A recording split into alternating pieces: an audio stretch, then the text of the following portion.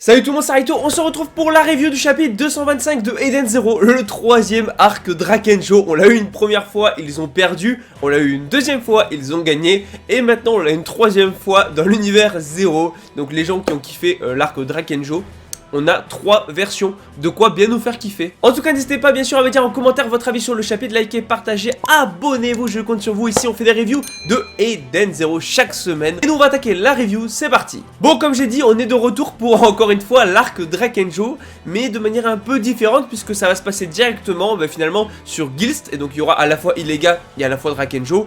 Après Illega c'est pas le plus gros problème, mais Drakenjo peut poser problème. Surtout qu'il y a l'air d'avoir quand même pas mal de changements entre l'univers qu'on connaît et l'univers 3. Donc à ce moment là ils étaient dans l'univers 1, la première fois ils ont battu Drakenjo, la deuxième fois ils étaient dans l'univers 2.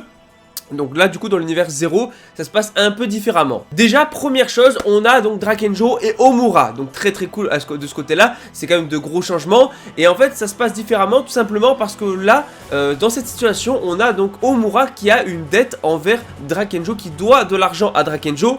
Ou plutôt j'ai envie de dire que c'est Kuronai Kogetsu, la mère de Homura, qui lui doit de l'argent, sauf qu'elle est introuvable. On ne sait pas où elle est, Drakenjo n'a pas réussi à mettre la main dessus. Du coup il a tout simplement récupéré la fille pour faire ce que la mère ne peut pas faire vu qu'elle est pas là, et donc gagner de l'argent avec la fille. Bon, il a toujours son pouvoir d'alchimie a priori, ou en tout cas ça semble l'être, alors on n'est pas sûr à 100%, mais tout ce qu'on sait c'est que le gars, rappelez-vous, qui s'était fait exploser la mâchoire arc Drakenjo, enfin même pas arc Drakenjo, mais la première fois on a vu Drakenjo, là il va encore se faire avoir, sauf que, alors la bouteille ne va pas exploser, le mec va juste être mis à terre, et surtout la dernière fois il avait besoin de toucher la bouteille, ce qui n'est finalement pas le cas ici. Donc à voir comment ça se passe. Peut-être qu'il même qu'il peut utiliser l'alchimie sans toucher l'adversaire. Ça c'est trop puissant hein. Donc ça le rend peut-être plus fort que ce qu'il était dans les mondes précédents, dans les univers précédents. Bon, du coup Homura n'a pas d'autre choix que d'obéir, de faire tout ce que veut Drakenjo. Et Drakenjo propose tout simplement de livrer, de donner, enfin en tout cas de vendre, j'ai envie de dire même à Illega le Homura. Tout simplement parce que ça peut lui rapporter pas mal d'argent. Et donc on a ce trafic. Donc on savait que de toute façon Drakenjo était lié à Gilst déjà dans les autres univers, parce que c'est Drakenjo qui a rendu cette planète aussi donc dure, aussi violente, et donc du coup le Belial Goa était une partie de la planète de Gilst. Donc là c'est logique, Drakenjo est sur la planète et du coup il est là avec Illega. Voilà, en fait finalement c'est ce qui aurait pu se passer dans l'univers 1 si Drakenjo était sur la planète au moment où Shiki et les autres sont arrivés, ce qui se passe là. Donc là c'est une autre version qu'on aurait très bien pu avoir. En tout cas maintenant on va parler un peu plus de ce qui est côté Shiki, Sister Lily, Ivy plutôt, puisqu'on n'est pas dans Black Clover, là dans Sister Ivy qui est présente, et donc forcément elle n'a pas retrouvé la mémoire directement. Donc voilà, on sait, enfin en tout cas ça a été théorisé que normalement tous ceux présents à bord du vaisseau vont retrouver la mémoire assez rapidement après leur rencontre avec Shiki, sauf du coup Witch qui n'était pas à bord du vaisseau, c'est pour ça qu'elle ne l'a pas. Donc les prochaines, ce sera après il y aura encore Armit, etc. Faudra récupérer Jean, Laguna, faudra récupérer aussi Clean, faudra récupérer Laviria, Kochipo, bref en gros les membres globalement de l'Eden Zero. Et donc du coup Sister Ivy qui au début va envoyer une armée de Musoko. Oui, Musoko de service, voilà, il y a une armée, pourquoi il n'y avait pas du tout ça dans l'autre univers. Donc là c'est très différent, en fait Musoko il est sur une autre mission, une mission d'infiltration à l'Illega Tower, à la tour d'Illega. Et donc du coup il est avec Homura, c'est ça qui est assez intéressant. Bon franchement je suis pas sûr que ça plaise trop à Illega Musoko, mais bon on verra. Mais en tout cas il a réussi à s'infiltrer, donc lui il est parti dans sa mission là, et ce qu'on voit là c'est juste des bots, c'est pas le vrai Musoko. Et donc du coup c'est intéressant parce que Shiki qui va utiliser donc sa gravité, parce qu'au début déjà on voit que Sister Ivy elle va récupérer Rebecca, et oui Sister Ivy est en kiff littéralement sur Rebecca, on le savait, elle avait un fond d'écran Rebecca, rappelez-vous début, enfin, juste avant Sunjewel, on avait même pendant Sunjewel on avait vu qu'elle avait un fond d'écran Rebecca.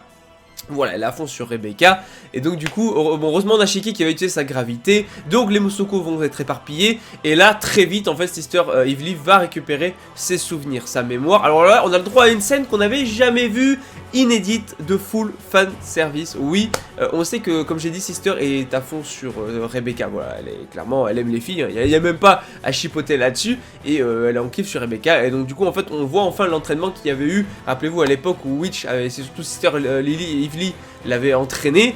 Voilà, elle était littéralement attachée avec des corps totalement nus dans les bains. Voilà, on va passer sur les scènes qui ont été montrées. Voilà, en tout cas, mais surtout, heureusement, on a une deuxième partie avec des scènes très belles. La mort donc de Valkyrie quand elle est en train de pleurer dans les bras de Witch. et toutes les scènes finalement de Eden Zero assez importantes. Donc elle va récupérer ses souvenirs et ça c'est très intéressant. Encore une fois, c'est cool qu'on n'y passe pas 15 ans, ça sert à rien d'y passer 15 ans. Le but c'est vraiment d'aller à l'essentiel. Bon, en tout cas, ce qui est sûr c'est que Witch, elle est là, elle est présente. Et Sister aussi, Sister qui est contente de revoir Witch. Cette fois elle lui dit non, tu meurs. Enfin, ils lui disent tous la même chose. Cette fois tu ne meurs pas dans ce monde. D'ailleurs elle est toujours en kiff à toucher les boobs de Rebecca. Et je vous ai dit, Sister Evely elle est à fond sur Rebecca.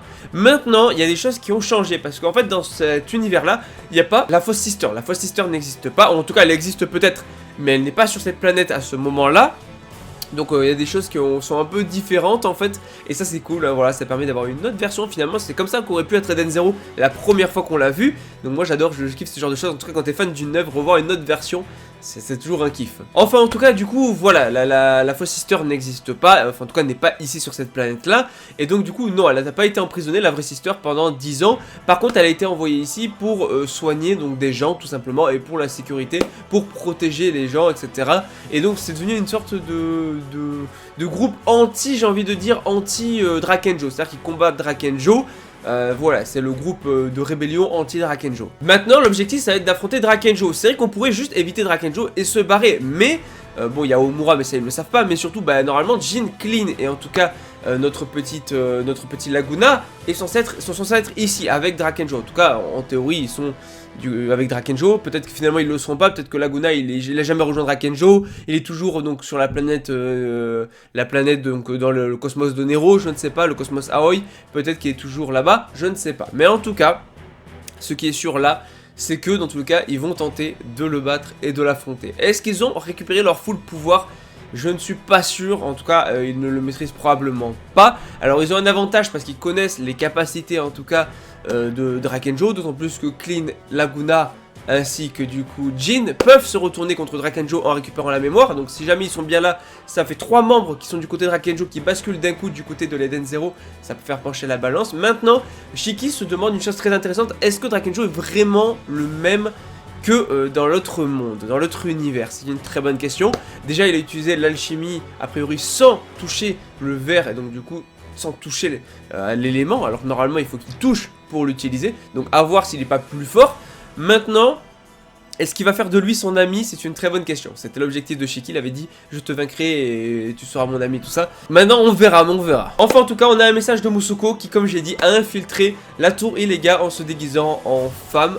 D'ailleurs Laviria n'a pas été capturée, les Bicubus n'ont pas été capturés, c'est très différent finalement puisque c'est Drakenjo qui va livrer directement des femmes, dont Omura et dont Musoko qui s'est littéralement infiltré. Donc à voir comment va se dérouler la suite. Franchement c'est un chapitre cool, moi j'ai bien kiffé le chapitre, on prend plaisir et tout à revivre l'aventure, tu vois, ça fait plaisir. En fait il y a quand même une grosse dose de nostalgie à revoir d'anciens méchants, d'anciennes planètes, d'anciens trucs finalement, mais d'un point de vue différent. Moi j'aime beaucoup et c'est quand même une grosse dose de nostalgie. Donc très hâte de voir comment va se dérouler ce nouvel arc Drakenjo mélangé à l'arc Guild et trop hâte de voir. Est-ce qu'après on va aller dans le cosmos Aoi, peut-être il faudra aller chercher là-bas Laguna qui sera peut-être pas avec Drakenjo mais toujours dans le cosmos Aoi. Enfin j'ai trop hâte. Est-ce qu'on va vraiment y passer ou est-ce qu'on va partir directement après dans le cosmos Yukino?